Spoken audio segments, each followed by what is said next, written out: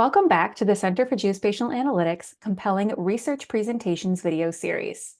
In this video, we're going to start with the most basic aspects of communicating your science, or doing any sort of communication at all, really. Who are you talking to? And what story are you going to tell? The American Association for the Advancement of Science, or AAAS, recommends thinking about three basic things when you start putting together a talk. First, who is your audience? This involves thinking about what terms are they likely to know or not know. Will they understand acronyms? It's usually better to not assume that your audience knows something you do, and far better to get everyone on the same page right at the start. Second, what is their interest or connection? Again, a talk is not all about you, it's for others. So what would your listeners want to get out of this talk? Why would a person have chosen to come and listen to you? And third, how can you interact in a way that's useful and productive? For example, consider a conference atmosphere. Everyone is seeing many talks in one day, possibly darting around from room to room, and you have only a short time to make an impression. So make sure to leave that audience with a strong, simple, and clear take-home message. When you consider your audience and what you're going to focus on in your presentation, it may be helpful to think about what Tim Miller of Spoken Science calls the what, so what axis. Here you see we have the what on the y-axis, representing what the research is or what the results were. And on the x-axis, we have the so what the research means or its implications or how it relates to someone's daily life. And he's labeled this line with a variety of audiences, indicating the mix of what and so what would be best for them. Up in the upper left, we have the PhD advisor. They are probably well on board already with why their student is doing a particular project, and so they want the substance more than justification.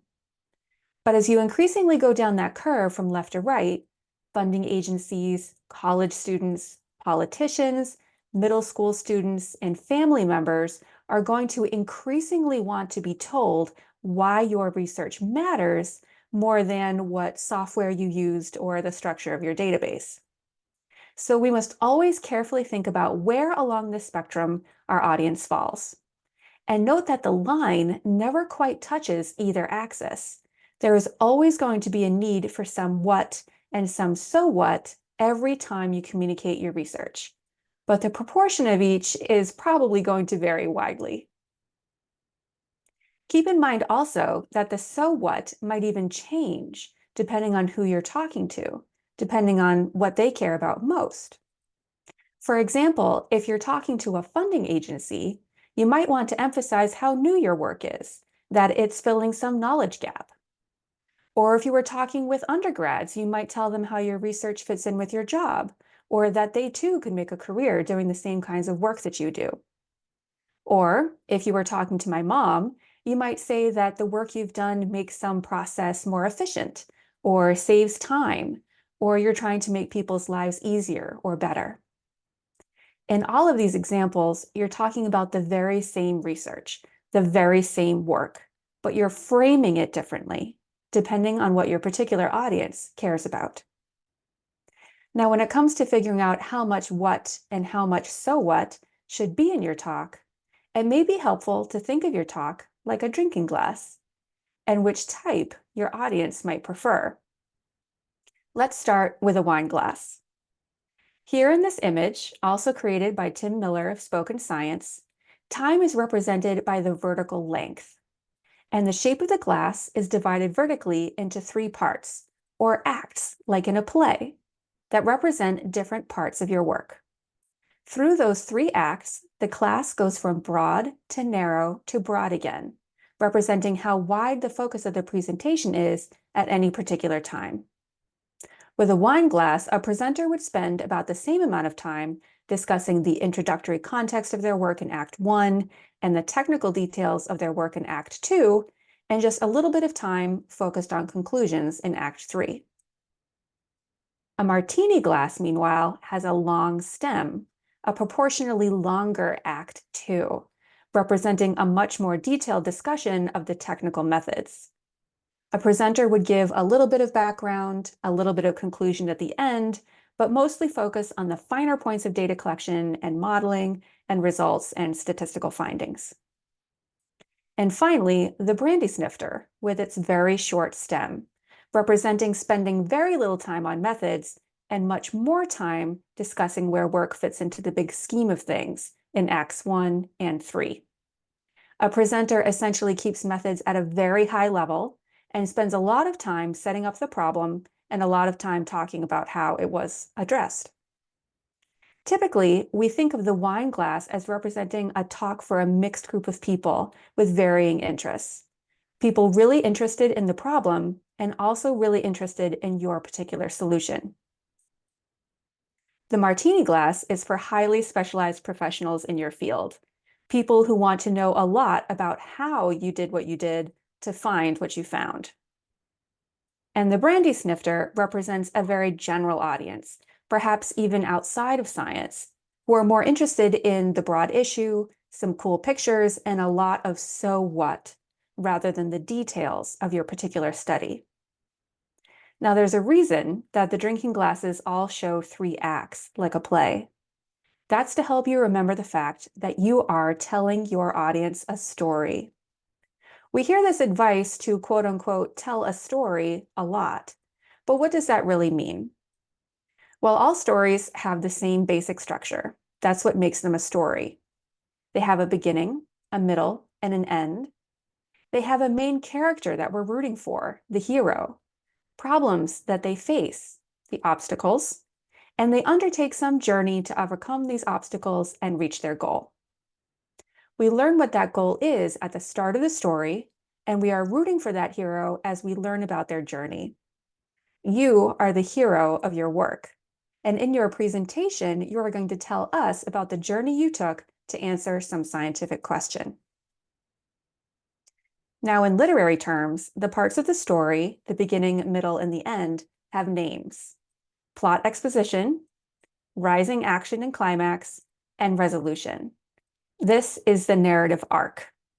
In the beginning, the stage is set. We learn who the hero is. We learn what the goal is. Then something happens to trigger action, which gets more intense until it reaches some high point, and then the story wraps up. Luckily for us, storytelling in a conference talk can be so straightforward and match that narrative arc because there's already an established formula for how your presentation should go: intro, methods and results, and conclusion. Remember that there is a flow here. A scientific talk that is not told like a story sounds like a series of facts with no real direction, and the audience is left wondering, what is the point here? Where is this going? Why do I care about this? One that is told like a story, though, clearly tells the origin of a problem and why it matters, how it was addressed, and what the ultimate solution was.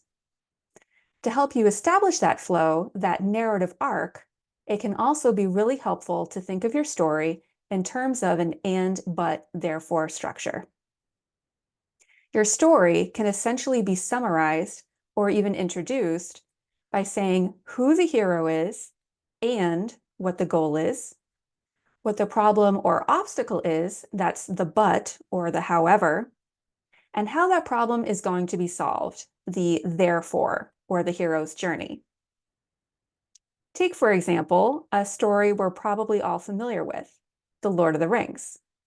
If I was going to summarize The Lord of the Rings for you with the and, but, therefore technique, I would probably say something like, Frodo Baggins is a hobbit who lives in the Shire, and he has to destroy the Ring of Power that belongs to the evil Lord Sauron. But that ring can only be destroyed in the fires of Mount Doom in Mordor, and therefore Frodo must make a dangerous journey to the faraway land of Mordor to destroy the ring and not get caught while doing it. I've left out a lot of detail, haven't I? There's a lot more that happens in those 3 books, but now you've got the gist. And that underscores another point I want to make. Starting with and, but, therefore helps you to simplify your message. Do not try to cram every detail of your research into your short presentation. Some people mistakenly believe that it's impressive to cram in all of those details, but instead, it's probably just going to lose your audience. So remember, what is the least that your audience needs to know to understand?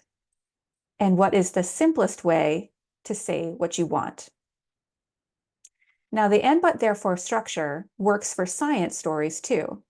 And I'm going to give you an example from my own graduate work with migratory birds.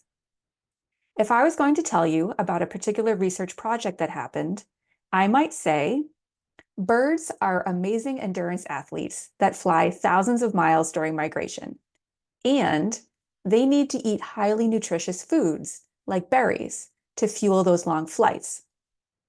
But why birds choose some berries over others when they're refueling on stopover has remained a mystery. Therefore, my research team measured birds' preferences for wild berries at a migratory stopover site and analyzed those berries in the lab to discover their chemical properties. The motivation for a whole research project in a nutshell with and, but, therefore. I'll leave you with some food for thought before we move on to the next video in this series. To use and, but, therefore for storytelling is common advice. What about that structure do you think makes it such a useful storytelling tool?